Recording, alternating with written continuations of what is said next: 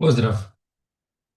Kada me pitaju zašto sam napisao ovu knjigu, odgovor je zapravo vrlo jednostavan. Nisam je napisao zbog toga što sam želio postati autor, niti iz razloga da objasnim drugima način na koji se treba živjeti. Baš naprotiv.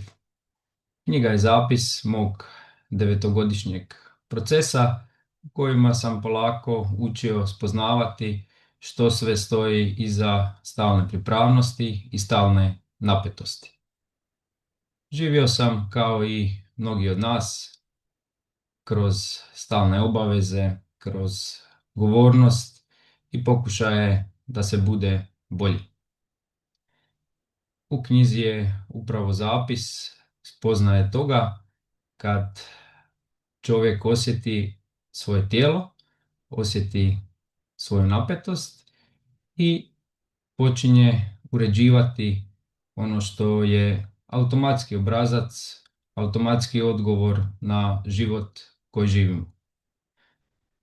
Učenje AIKU metode mi je upravo pomoglo u tome da osjetim koliko napetosti postoji, koliko stalne pripravnosti postoji i što sve stoji iza toga.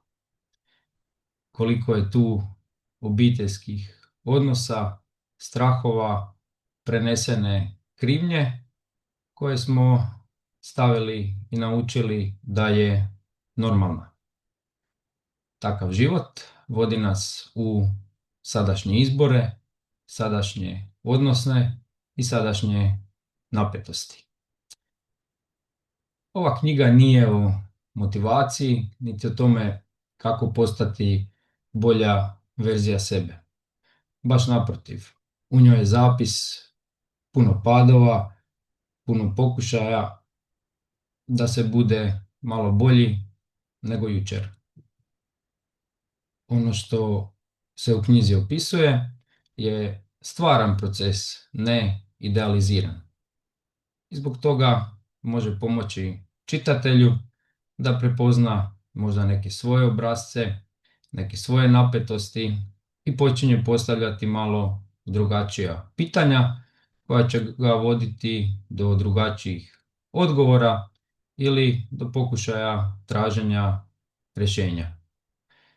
Ukoliko tokom čitanja knjige zastaneš, razmisliš i pokušaš osjetiti ono što si pročitao, tad je knjiga ispunila svoju svrhu.